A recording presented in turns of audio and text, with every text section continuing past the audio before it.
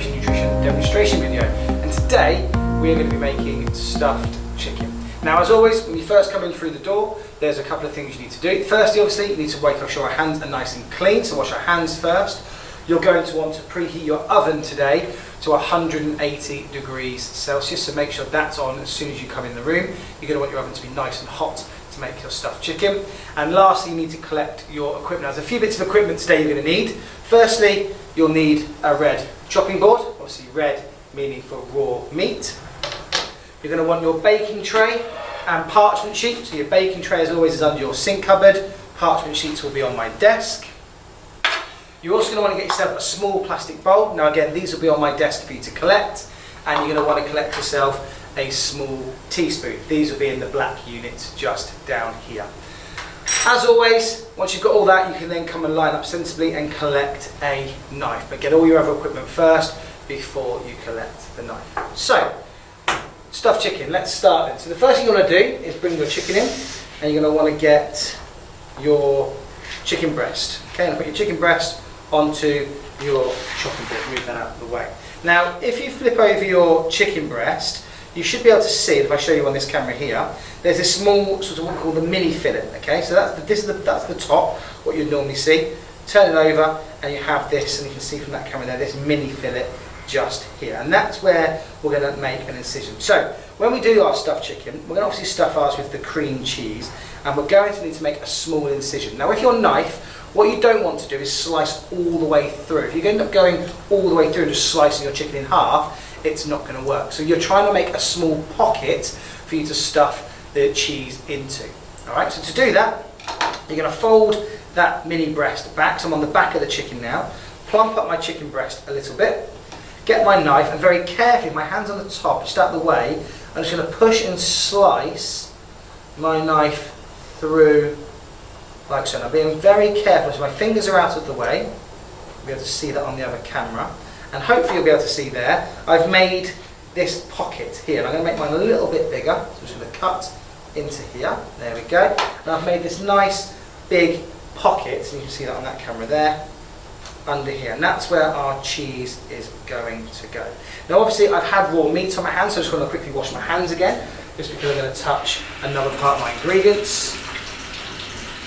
So make sure I use soap and water and dry my hands off. Perfect. So what I'm now going to do is get my soft cheese.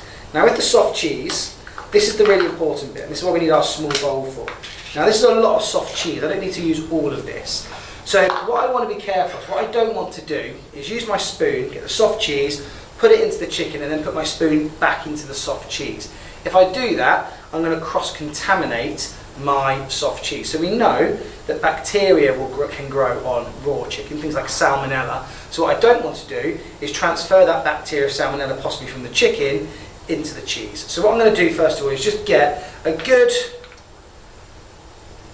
lump of cheese, just like so. So it's not quite, just under a quarter of it. And just pop it into the bowl right in front of me. And then I can then worry about the soft cheese afterwards.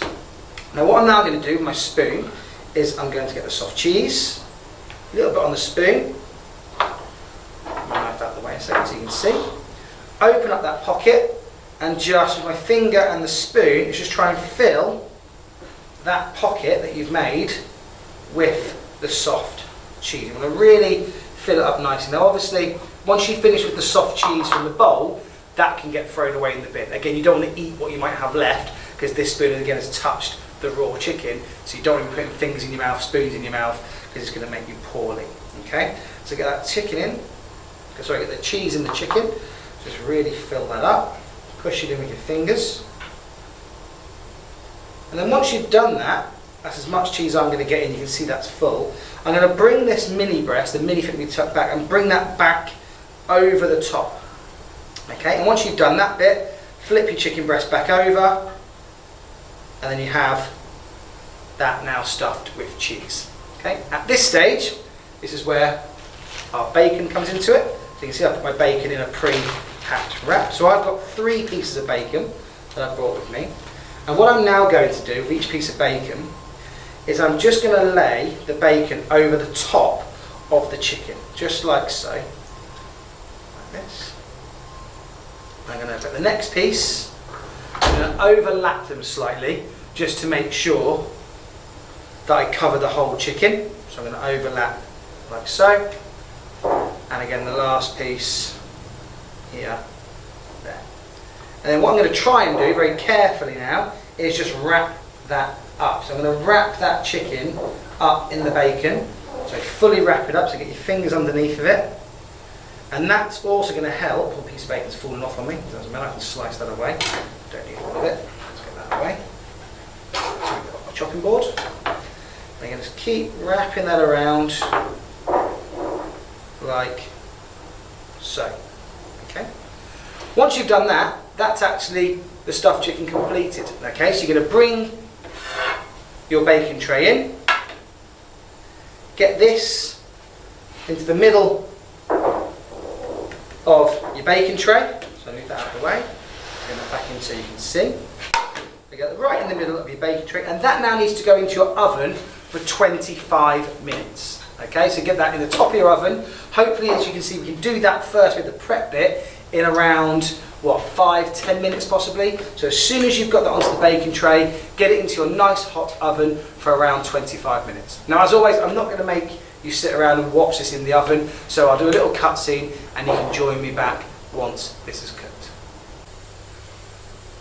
Welcome back. So the alarm for my stuffed chicken has just gone off, so we need to get that out of the oven and check that it's safe to eat. So to do that, you're obviously going to need your oven gloves, so make sure you've got a nice pair of oven gloves that you're going to be able to hold the hot bacon tray with. Now I've got some heat mats down here. You won't need these because obviously you're just going to get your bacon tray out of the oven and put it straight on top of your hob, okay? But just for the sake of the camera, I'm going to put mine here so you can see it. But obviously, as you know, we don't put anything hot directly on our work surfaces, so that's why I've got these.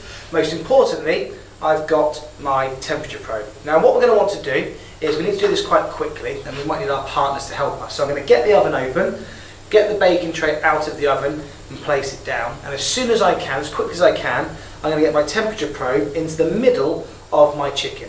Now what I'm looking for it to get to a temperature of 75 degrees and above. So we know that's like our magic number. If we can get that to 75 degrees or above, we know that bacteria won't survive that, and therefore the food is safe to eat. If I don't quite hit 75 degrees and above, we need to make sure it goes back into the oven and put it on for another 5 or 10 minutes. Alright? But it's really important, as soon as it's out of the oven, get that temperature probe in straight away. What you don't want to do is put it down, wait for 2, 3, 4, 5 minutes for it to cool down a little bit, then put the temperature probe in. Alright? If we don't see that magic number 75 degrees C, we can't say for sure that it's safe to eat. Alright, so let's get on with that. So let's oven gloves on, and let's go for this. Try and get it nice and swiftly. So, oven open.